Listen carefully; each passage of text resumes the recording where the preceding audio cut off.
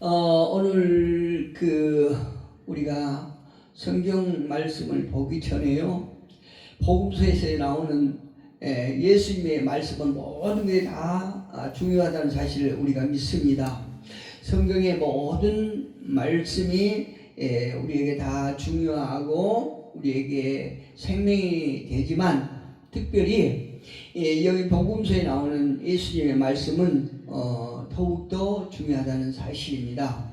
특히 시작에 보면 주옥과 같은 예수님의 말씀이 집중적으로 이렇게 묶여 있는데, 그 묶여 있는 두 곳을 우리가 알 수 있습니다. 그 처음에 한 곳은 마태복음 5장에서 7장까지 나오는 예수님의 산상수훈의 말씀이고, 또 다른 한 곳은 이제 오늘 우리가 보았던 마태복음 14장에서 16장까지 이렇게 나오는 다락방 강화, 예수님의 다락방과 제자들과 함께하는 다락방 강화에 대해서 나온 이 말씀, 우리가 신학에서 이 두 군데 말씀이 아주 특별히 우리에게 더 중요한 사실을 우리는 믿습니다.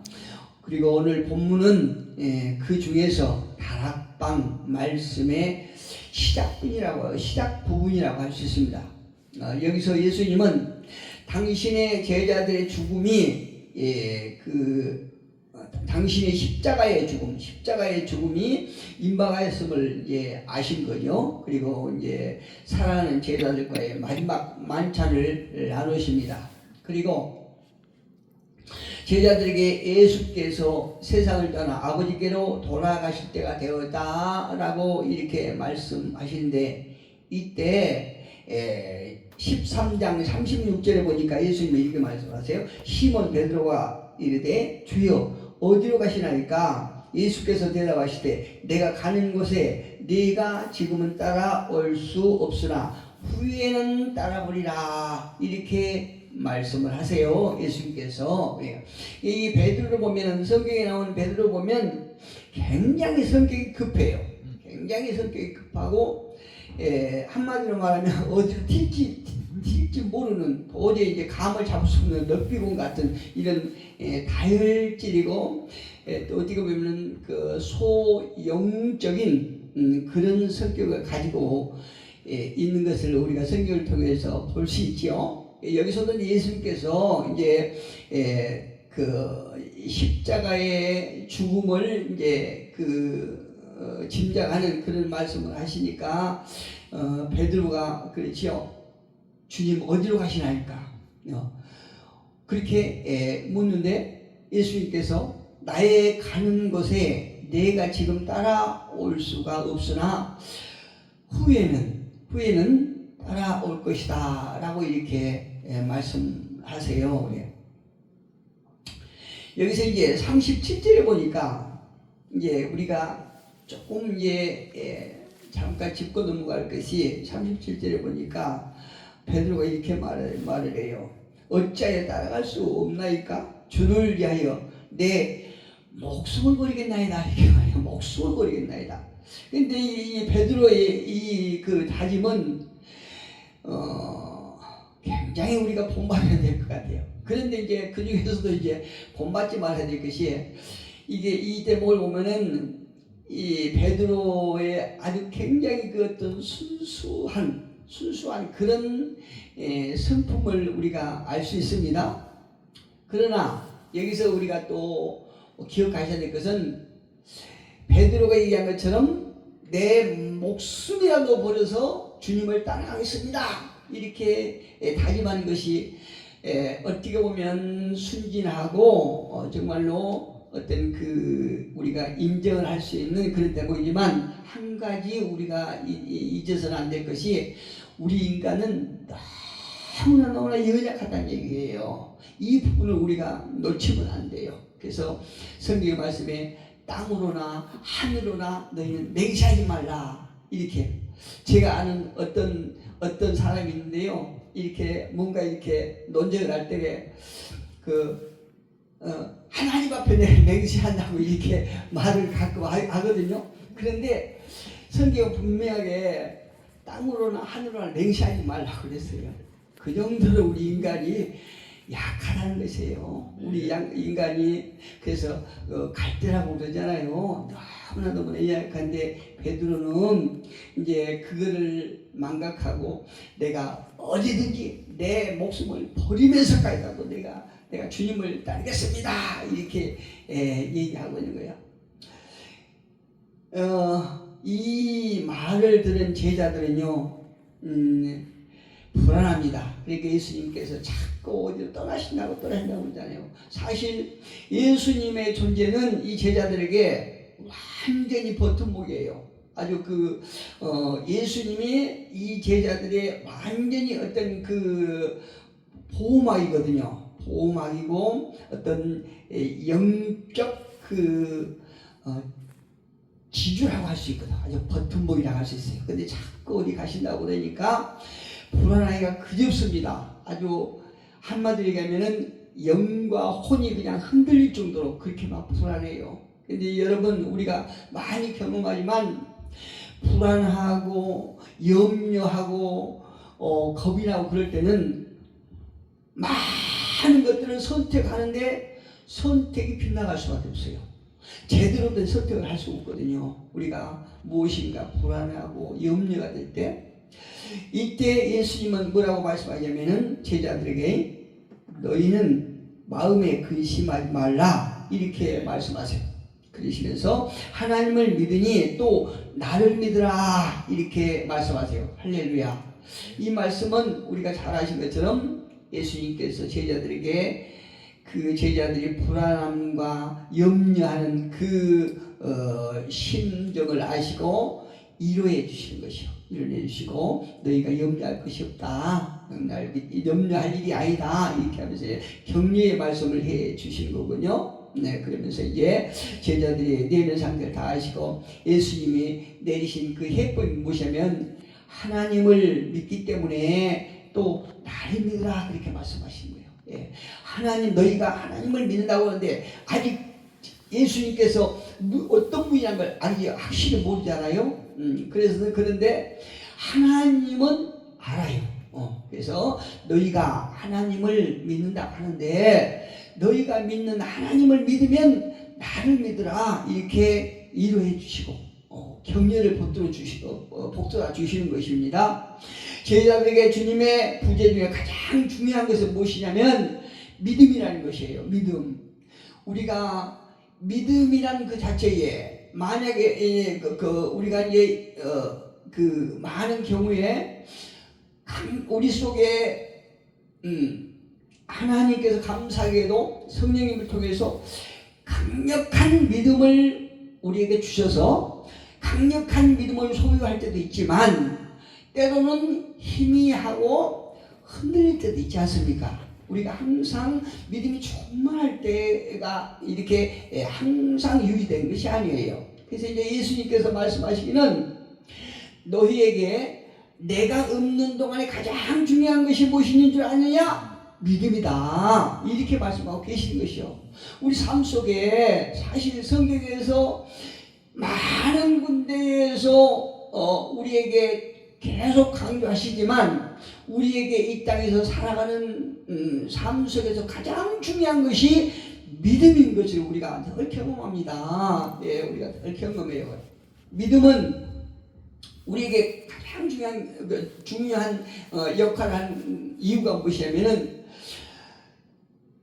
우리가 세상에서 몸담고 살지만 예수를 믿고 예수님의 제자로서 하나님의 백성으로서 우리가 영적인 존재지만 그럼에도 불구하고 이 땅에서 우리가 살거든요. 그렇기 때문에 이 땅의 것을 우리가 전혀 무시하고 살 수 없어요.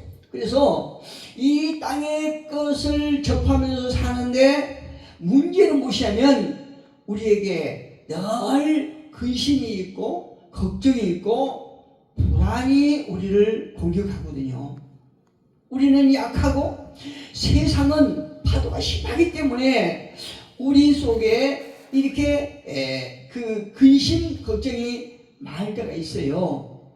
근데 예수님께서 이렇게 우리에게 너희가 가장 중요한 것이 무엇인 줄 아냐? 믿음이라고 말씀하세요. 믿음은 무엇에 대한 믿음이라고 얘기하시냐면 하나님에 대한 믿음이라고 말씀하시는 것이에요. 예수님을 통해서 하나님에 대한 믿음. 그러니까 1절이 그렇잖아요. 너희는 마음에 근심하지 말라. 하나님을 믿으니. 너희가 아까 말씀드렸던 것처럼 나에 대해서는 자세히 아직 모르지만 너희가 믿는 그 하나님을 믿는 믿음, 이게 중요하다, 이렇게 말씀하고 계시는 것이에요. 하나님을 믿으니 또 나를 믿으라 이렇잖아요. 우리가 여기서 중요할 것이 있는데, 그것은 뭐냐면은 예수님은 분명히 자신이 믿음의 대상이다 이렇게 말씀하고 계시는 것입니다. 너희가 보고 있는 내가, 너희들이 이 땅에서 살아갈 수 있는 가장 중요한 요소는 지금 너희가 보고 있는 나, 너희가 선생이라고 하는 내가 너희들의 믿음의 대상이다 이렇게 말씀하고 있어요. 하나님을 믿으니 또 나를 믿으라 이렇게 말씀하고 계시지 않습니까? 예수님은요 이미 수차례 걸쳐서 여러 차례 하나님과 자신은 불가분의 관계라는 것을 확실하게 말씀하고 계세요. 하나님과 나는 하나다. 비록 이제 하는 일은 좀 다르지만 하나님과 나는 하나다. 떼지 아니 뗄 수 없는 관계다 이렇게 말씀하고 계시잖아요. 다시 말씀드리면 하나님과 나는 하나다. 나를 본 자는 아버지를 본 것과 똑같다. 아버지께서 일하시기 때문에 나도 일한다. 이렇게 예수님은 제자들을 통해서 많이 이렇게 얘기를 하죠. 또 그 율법사들 서기관들에게도 바리새인들에게도 아버지께서 일하시니 나도 일한다 이런 말씀도 또 여러 차례 하잖아요. 예수를 믿지 않고는 하나님을 믿을 수 없다는 사실을 우리가 기억하셔야 돼요. 하나님을 믿으면서 예수님을 믿지 못한다고 하면 이 문제가 있는 것이에요. 예수를 믿는다고 하면서 하나님 존재를 알지 못하면 이건 문제가 있는 믿음이에요.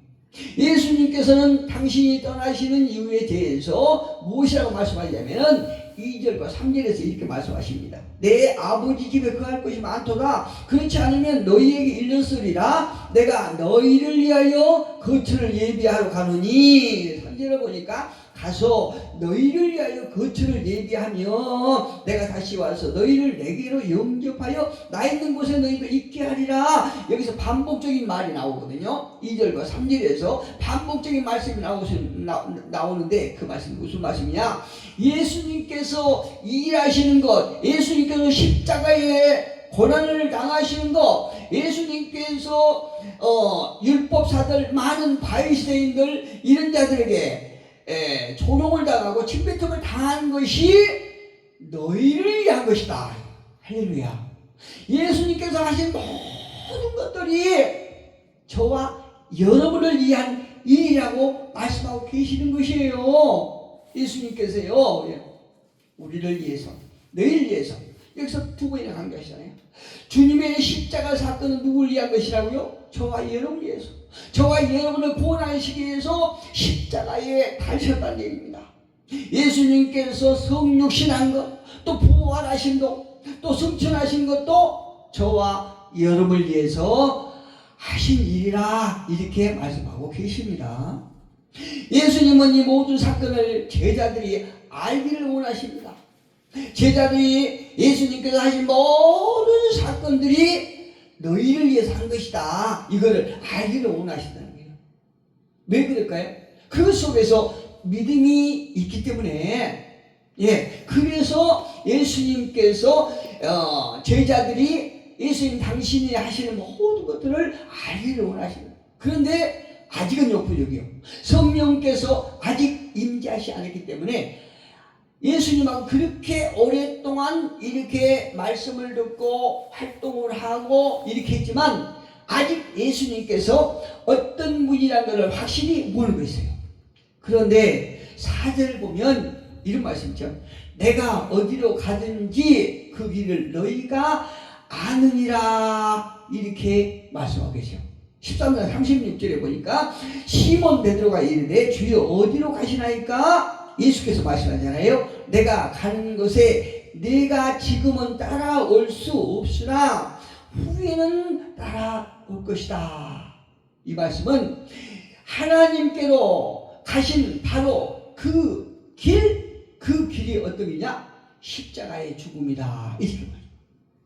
너희가 아직은 내가 가는 그 십자가의 길에 갈 수 없다. 이렇게 말씀하세요. 그런데 후로는 따라올 것이다. 할렐루야. 이 말씀이 대단히 감동적이에요. 그러니까 예수님의 제자들이 전부 다 순교하잖아요. 지금은 너희가 따라오지만 후에는 나중에는 너희가 다 나를 따라올 것이다. 이렇게 말씀하세요. 그런데 여기서 5절에 같이 한번 읽어봅시다. 5절 같이 읽어봅니다. 시작. 도마가 이르되 주여 주께서 어디로 가시는지 우리가 알지 못하거늘 그 길을 어찌 알겠사옵나이까. 이렇게 말하겠습니다. 여기서 저는 무엇을 하나 이렇게 생각하냐면 참 이상하다 생각했어요. 참 이상하다. 왜 이상하다 생각했나? 예수님께서 여러 차례 당신이 가는 길을 말씀하셨잖아요. 그런데 이 도마가 지금 하는 행동을 보면 예수님께서 지금까지 여러 차례 말씀을 하셨는데 처음 듣는 것처럼 그래요. 참 이상하잖아요. 처음 들어. 완전히 우리 저기 외국에 갔다가 이제 예수님을 만나서 예수님한테 처음 듣는 말씀처럼 생뚱맞는 소리를 하는 거예요. 도마가. 왜 그럴까요? 우리 인간은 내가 듣고 싶어 하는 말만 듣는 거예요. 그런 본성이 있어요. 우리가 그런 성품이 있대요. 기질이 있어요. 우리 사람, 저도 그렇거든요. 저도 예를 들어서 누구를 만나서 이야기를 이제 하기로 했다고 합시다. 근데 내 마음속에 저 사람을 통해서 내가 어떤 말을 듣고 싶어. 그런데 만나더니 막상 다른 말이요. 그런데 그 다른 말, 내가 듣고 싶은 말을 안 해주고 다른 말만 한단 말이에요. 그러니까 그 상대가 하는 말을 내가 나에게 유익하고 약이 되고 영양가가 되는데도 안 들어. 그냥 흘러버려. 내가 이미 듣고 싶어 한 말만 딱 간직하고 있는 거예요. 우리 사람이 그래요. 왜 그럴까요? 기가 막혀서. 기가 막혀서. 복음서에 보면 예수께서 수차례 장차 예루살렘에 올라가서 대제사장들과 서기관들에게 잡혀 십자가에 못 박고 3일 만에 살아날 것이다 라고 계속 여러 차례 제자들에게 말씀하셨잖아요. 그럼에도 불구하고 도마는 솔직하게 이렇게 말하고 있지 않습니까? 주께서 어디로 가시는지 우리가 알지 못하거늘 그 길을 어찌 내가 알겠어요? 이렇게 묻고 있어요. 그런데 이 도마가 생뚱맞죠? 근데 저와 여러분도 생뚱할 때가 많이 있어요. 저희 신학생활 하면서 그걸 많이 생각합니다. 이유는 분명하죠? 제자는 바보가 아니라고 생각합니다. 물론 다른 사람보다 뛰어나지는 못했어도 바보가 아닌데 이것은 예수님 말씀이 자신들의 생각과 이렇게 너무나 다르기 때문에 그런 거예요. 그렇잖아요. 하나님은 위에만 바라보시고 영적인 것만 생각하시고 그걸 말씀하시는데 제자들은 땅의 것만 보이는 것만 생각하거든요. 그렇기 때문에 이런 엄청난 개입이 생기는 것이요. 이 모습이 저와 여러분인 것 같아요. 예수님께서 하신 말씀 그대로 그 의미대로 믿고 전하는 그런 점검이 우리에게 필요합니다. 그래서 저도 이렇게 어떤 외부의 말씀을 전하러 갈 때나 또 교회에서 전할 때나 제가 그 말씀을 이렇게 준비하면서요, 저는 여러 점검을 해요. 제가 온전하지 못하기 때문에 하나님의 하늘의 말씀을 전하는데 혹시라도 잘못 전할까봐 제가 많이 점검을 해요. 그리고 설교 한 편 이렇게 준비하려면 꽤 오래 걸려요. 그냥 봉을 해놓고는 묵상하고 침대에서도 묵상하고 잠들 때도 묵상하고 왜요? 혹시라도 잘못 전할까봐, 혹시라도 잘못하면. 옛날에 우리 교회 집사님이, 여자 집사님이 어느 때 한번 저를 이렇게 저에게 따졌다고 그럴까요? 대접하셨다고 그럴까요? 제가 상담을 하는데, 목사님은 구원관이 잘못됐어요, 이러는 거예요. 저는 잘 전하고 그런다고 생각했는데, 그 집사님이 나한테 목사님은 구원관이 문제가 있어요, 이렇게 말을 하는 거예요. 제가 곰곰 생각했거든요. 제가 어떤 부분에서 어떤 구원관이 잘못됐는지 구체적으로 안 들었기 때문에 모르겠는데, 어쩌면 제가 어떤 율법주의와 그 은혜로 구원받는 것과 확실히 제가 구분을 해서 전하지 못했을 수도 있을 것 같아요.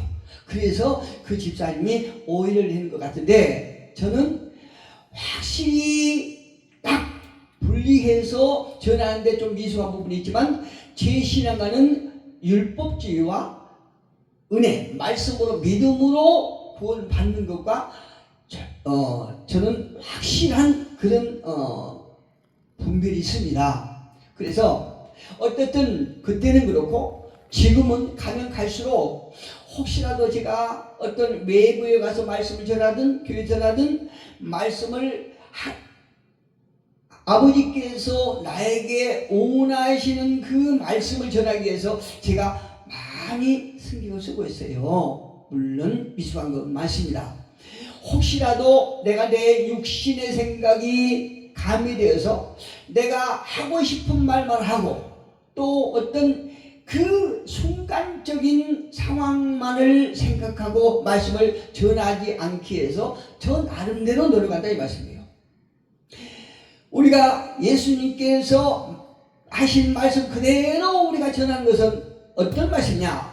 내가 곧 길이요 진리요 생명이다, 이 말씀을 전하는 것이에요. 우리가 예수님께서 그 말씀을 전하기를 원하셔. 그러니까는 예수님은 누구냐? 또 예수님께서 가신 길은 어떤 길이냐? 오늘 제목을 예수님께서 가신 길 이렇게 정했잖아요. 예수님께서 가신 길이 어떤 길인가 우리가 확실하게 받아들이고 전해야 돼요. 예수님께서 누구신가 하는 것을 우리가 인지를 하고 받아들이고 전해야 되는 것, 이것이 맞는 것이다 이 말씀입니다. 예수님께서 그걸 원하시는 거거든요.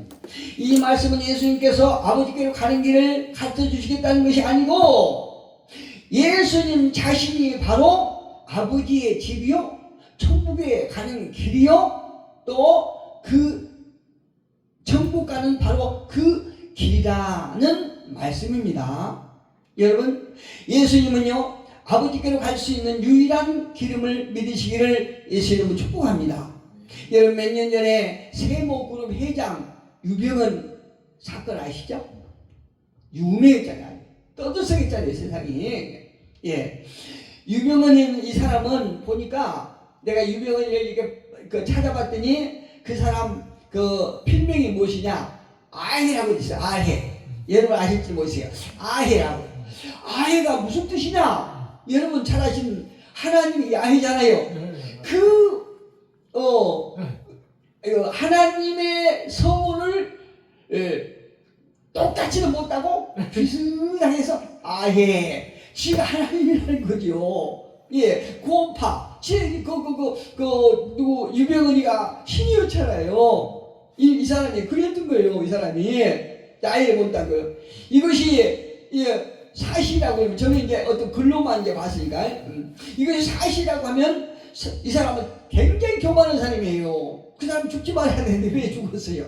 왜 그 처참한 죽음을 이렇게 맞이했습니까? 그런데 저는 그 얘기를 하려고 그런 게 아니고, 구원파가 교리가 잘못된 게 그 사람들은 원죄와 자범죄를 구별을 못한 거예요. 구원파들이. 왜 그러냐? 원죄는 알아요. 하나님이 그 아들을 통해서 원죄를 사해 주셨다는 걸 아는데, 원죄를 사해 주면 이 땅에서 아무렇게 살아도 된다고 생각하는 거예요. 교리가. 그러니까 이 땅에서 아무렇게 살아도 천국 가는 길은 전혀 문제없다고 생각하거든요. 그런데 봅시다. 예수님께서 제자들에게 뭐라고 말씀하십니까? 이제 예를 들면 너희가 목욕을 해서도 손발이 씻어야 된다 이렇게 말씀하지 않습니까? 우리가 원죄는 예수님의 십자가 사건으로 말미암아 사함을 받았지만 이 땅에서 살아가면서 우리가 연약해서 살아가면서 늘 죄를 짓는 그 자범죄는 하나님 앞에 늘 회개하고 다시 짓지 않도록 해야 된다 이렇게 말씀하지 않습니까? 그게 구원파가 잘못된 거예요. 사도 바울도 경고합니다. 뭐라고 경고하시냐면 두렵고 떨림으로 구원을 이루라 이렇지 않습니까? 베드로는 확실한 구원의 길을 알고 있었던 것 같아요. 다른 이로서는 구원을 받을 수 없나니 천하 사람 중에 구원을 받을 만한 다른 이름을 우리에게 주신 일이 없습니다. 할렐루야. 우리에게 구원을 주신 이는 하나님의 독생하신 예수 그리스도만이 우리의 구원자예요. 그분만이 길이요 진리요 생명이라는 사실을 분명히 성경 통해서 말씀하시거든요. 그래서 말씀 맺겠습니다. 요한복음 8장 32절에서 진리를 알지니 진리가 너희를 자유케 하리라. 예수님이 진리라는 사실을 우리가 믿으시면 우리는 자유함을 얻은 거예요. 그렇지 않고 예수님이 우리를 구원자가 아니라고 구원자를 또 다른 구원자를 기다리면 우리는 근심 속에서 해나지 못하고 죽음에서 구원받지 못합니다. 저와 여러분은 예수님께서 십자가에 가신 길이 저와 여러분을 위한 길임을 믿으시고 예수를 통해서 우리는 자유하는 그런 삶을 살기를 예수님을 축복합니다.